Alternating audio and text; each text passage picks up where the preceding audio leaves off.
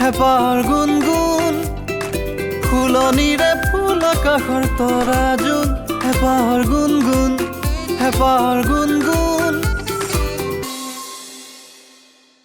শুনি আছে উত্তৰ পূৰ্বাঞ্চলৰ প্ৰথমটো এবিছ ৰেডিঅ' ষ্টেচন ৰেডিঅ' মন যায়। মই হ'লো আৰ.জে. গুণগুণ আৰু মোৰ অনুষ্ঠানটিৰ নাম হ'ল হেপাহৰ গুণগুণ। আৰু মই আপোনাক কৈছিলোঁ নহয়, মোৰ এই অনুষ্ঠানটিলৈ এতিয়া এগৰাকী অতিথি আহিব। সেই অতিথিগৰাকী মই যিখন স্কুলত পঢ়োঁ সেই স্কুলখনতে পঢ়ে আৰু আমি দুয়োটা একে ক্লাছত। আৰু মই তাক তই তুমি চব মাতো আৰু সিও মোক তই তুমি চবেই মাতে। আৰু তাৰ নামটো কি জানেনে? তাৰ নামটো হ'ল সমৃদ্ধ ৰাগ শইকীয়া আৰু তাৰ ঘৰত মতা নামটো হ'ল জিউ। জিউ হাই ফাই। এই মা ইমান জোৰকে দিয় নেকি? শিলৰ হাত তোৰ ঠিক আছে। এতিয়া কচোন তোৰ ইয়ালৈ আহি কেনেকুৱা লাগিছে? বহুত ভাল লাগিছে। বহুত ভালটো কিমান কেজি হা?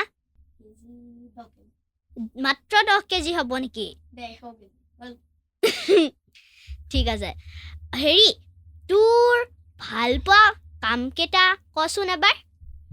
ছবি অঁকা, কবিতা গোৱা, গান গোৱা, কাৰাটে খেলা, ক্ৰিকেট খেলা। আৰু তই ছবি আঁকি ভাল পাওঁ হয় নাই? হয়। এটা কথা কৈ দিওঁ দেই, ই মানে বিশেষকৈ গাড়ীৰ বিভিন্ন ধৰণৰ মডেলৰ ছবি আঁকি ভাল পায়। সেইকাৰণে মই ইয়াক এটা প্ৰশ্ন কৰিম। তোৰ ফেভৰেট গাড়ী এখনৰ নাম ক আৰু সেই গাড়ীখন কোনটো কোম্পানীৰ সেইটো ক। Range Rover defender. সেই গাড়ীখন লেণ্ড ৰ'ভাৰ কোম্পানীৰ হয়। সেইখন মোৰ অতি প্ৰিয় গাড়ী। উঠিবলৈ মন নাযায় জানো? চলাবলৈতো মন যায়। উঠি পাইছ নাই? নাই, ভাগ্য লিখা নাই। আৰু এটা কথা কৈ দিওঁ দেই, আমাৰ স্কুলত আলোচনী আমাক বনাবলৈ দিয়ে। আগৰবাৰো ই সম্পাদক হৈছে আৰু এইবাৰো ই সম্পাদক হৈছে। তো সম্পাদকৰ কামবোৰ অলপ কৈ দে নেকি তই? ভালেই লাগে সম্পাদকৰ কামটো মানে ভালেই, কিন্তু কষ্ট কৰিব লাগে। সেয়াই আগৰবাৰতো বহুত কষ্ট হৈছে। আগৰবাৰ ইমানেই লিখা আছিলে মোৰ হাত বিষাই গ'লগৈ। কি ঘৰত নে স্কুলত? স্কুলতো আৰু ঘৰতো।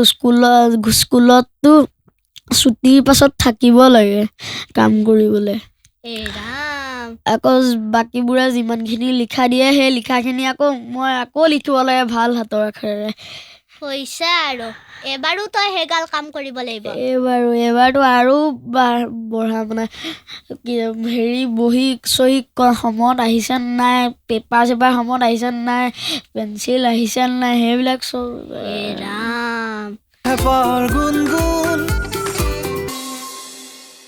শুনি আছে উত্তৰ পূৰ্বাঞ্চলৰ প্ৰথমটো এবিছ ৰেডিঅ' ষ্টেচন ৰেডিঅ' মন যায়।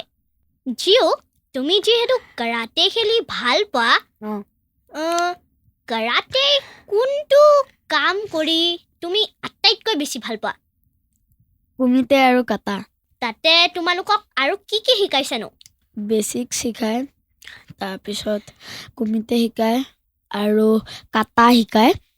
বহুত কিবা কিবি শিকাই চাগে? বহুত বেছিকছতে বহুত থাকে। বেছিকছত একদম হাৱা ফাটাই দিয়ে। আৰু হেৰি তুমি এবাৰ কাৰাটে কিমান বেল্ট পাইছানো? প্ৰথমে হোৱাইটত আছিলোঁ, এতিয়া য়েল্ল'লৈ পাইছোঁ। মানে আগতে য়েল্ল'লৈ পালোঁৱেই, এতিয়া অৰেঞ্জলৈ পাব লাগে মানে টুৰ্ণামেণ্টত। পৰীক্ষা আহি আছে চাগে? পৰীক্ষা আহি আছে আৰু কাৰাটে নাজানো, এতিয়ালৈকে লিষ্ট দিয়া নাই। টুৰ্ণামেণ্টৰহে লিষ্ট দিছে। হেৰি আমাৰ স্কুলৰো পৰীক্ষা আহিল নহয়, পঢ়িছ নাই? পঢ়িছোঁ। কিমান পঢ়িছ? পঢ়িছোঁ আৰু প্ৰথম দিনা যে একদম মোৰ ভাল নলগা বিষয় টাইপে পৰিল আৰু গণিতটো পৰিল নহয়। গণিত আটাইতকৈ টান এইবাৰ। সেনেকুৱাই লাগে আৰু তইতো ক্ৰিকেট খেলিও ভাল পাওঁ অ তো IPLৰ কোনটো দল আটাইতকৈ ভাল লাগে কচোন চেন্নাই ছুপাৰ কিংছ আৰু কোনজন প্লেয়াৰ আটাইতকৈ ভাল লাগে বিৰাট কোহলি আৰু কি কৰি ভাল পাওঁ তই ক্ৰিকেট বুলি ক'লে তই বেটিং কৰি ভাল পাওঁ নে বলিং কৰি ভাল পাওঁ সেনেকুৱা কথাবোৰ কচোন দুয়োটাই বেটিংটো কৰিলে বেছি মজা আহে এটা কথা কৈ দিওঁ ই অকল বাহিৰত ক্ৰিকেট নেখেলে ই আকৌ ফোনতো ক্ৰিকেট খেলি থাকে দেই কৈ দিছোঁ কিন্তু একো নাই কৈ দিয়া তেন্তে কাৰাটে আৰু অলপ কথা পাতি লওঁ নেকি ঠিক আছে কাৰাটে তই কিমান ভাল পাওঁ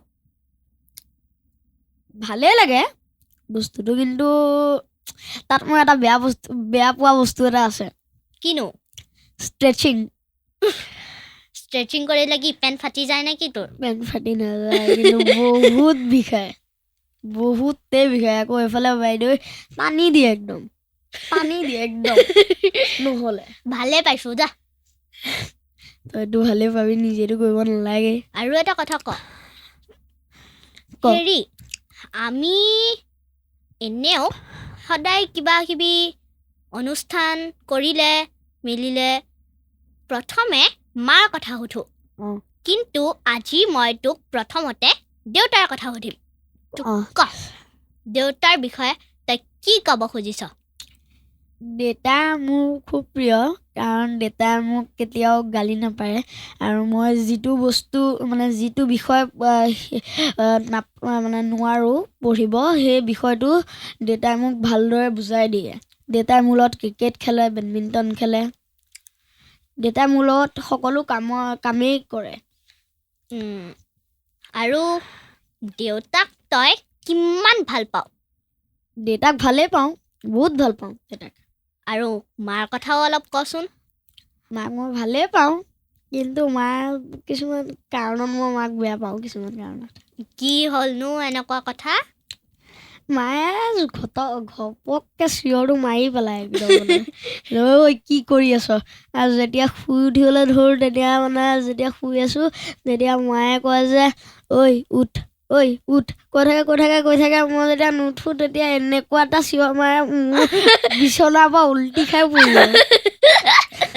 বিচনাৰ পৰা উল্টি খাই পৰা চিঞৰ মাৰে একদম হয় নাই হালক চিঞৰৰ নিচিনা এনেকৈ যদি হাঁহি ধেমালি ৰং ধেমালি কৰি থাকিব খুজিছে তেন্তে তুমি বা আপুনি শুনি থাকিব লাগিব ৰেডিঅ' মন যায় হেঁপাহৰ গুণগুণ ৰেডিঅ' মন যায় অসমৰ আবেগ হেঁপাহৰ গুণগুণ ঠিক আছে এইটো লিংকত আমি অলপ ফেভৰেট বস্তুবোৰৰ কথা পাতিম জিও তোৰ ফেভৰেট ছাবজেক্টটো আৰু ফেভৰেট টিচাৰগৰাকীৰ নাম ক মোৰ ফেভৰেট ছাবজেক্টটো হ'ল সমাজ বিজ্ঞান আৰু ফেভৰেট টিচাৰ পৰিণীতা চেতিয়া বাইদেউ আৰু তোৰ ফেভৰেট ফ্ৰুট ফেভৰেট ফল মূল শাক পাচলি কিনো ফেভৰেট ফল মূল হ'ল আম আৰু আৰু শাক পাচলি হ'ল টমেটো বিলাহী তোৰ গাতে বিলাহী মাৰিম এতিয়া মই ওপৰৰ পৰা বিলাহী এটা আহিব আৰু তোৰ গাত মাৰিম হ'ব আৰু তোৰ ফেভৰেট কাৰ্টুন কি কাৰ্টুন নহয় আচলতে এনিমি ভাল পাওঁ মই তেন্তে এনিমে সেইবোৰ আকৌ ফেভৰেট নাৰুতো কাকাচি এটাকে সেইবিলাকে জিটি চাই থাক মানে তই হয় নাই জিটি চাই থাকোঁ টিভিত যিটো আহে সেইটোকে চাই থাকোঁ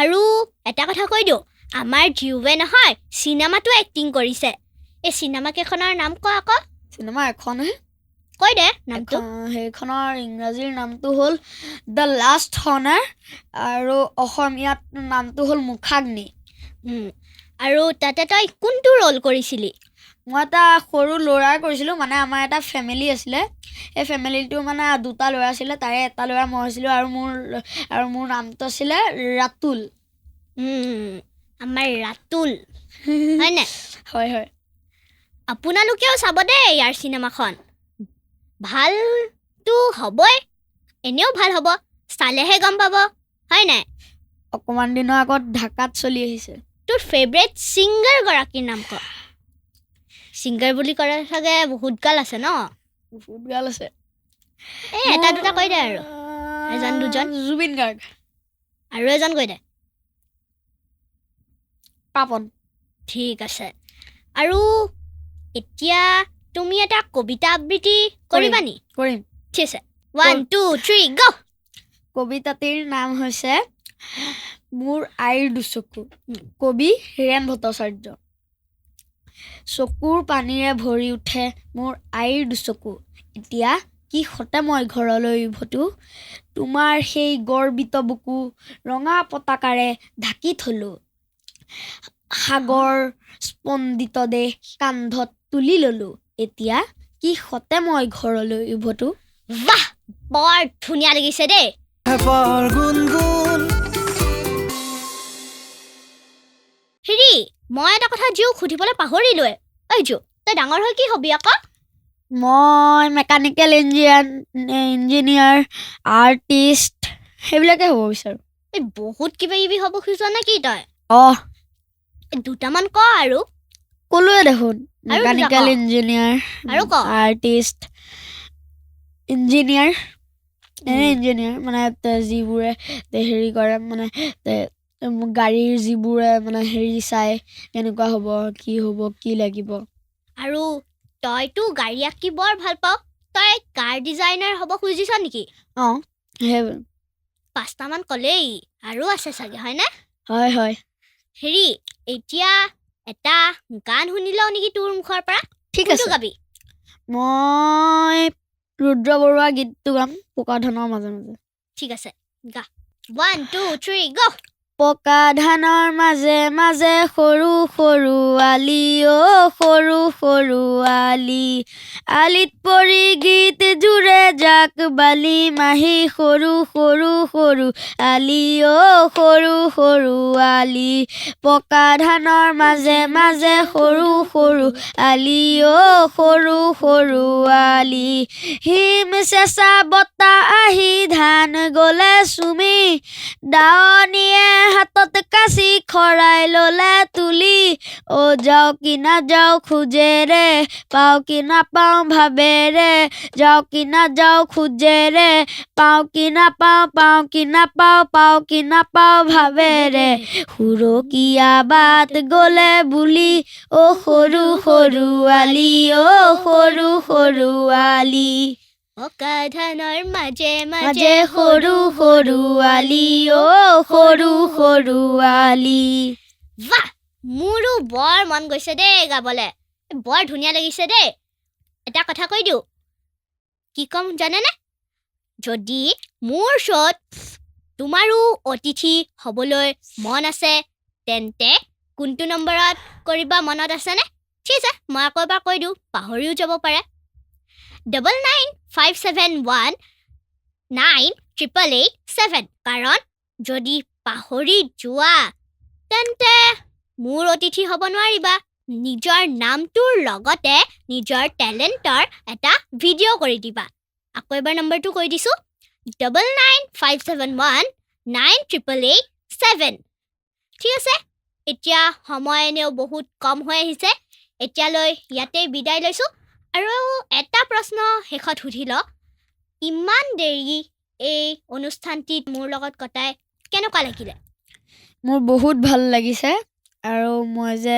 কথা ক'ব পাৰিছোঁ ৰেডিঅ'ত সেইটো মোৰ বহুত ভাল লাগিছে ঠিক আছে সময় কম হৈ আহিছে ইয়াতেই বিদায় লৈছোঁ যদি এনেকৈয়ে শুনি থাকিব মন কৰিছে এইবোৰ কথা এনেকুৱা হাঁহি ধেমালি তেন্তে শুনি থাকিব ৰেডিঅ' মন যায় হেঁপাহৰ গুণগুণ প্ৰতি দেওবাৰে ৰাতিপুৱা 10 বজাৰ পৰা দুপৰীয়া 12টালৈ ৰেডিঅ' মন যায় অসমৰ আৱেগ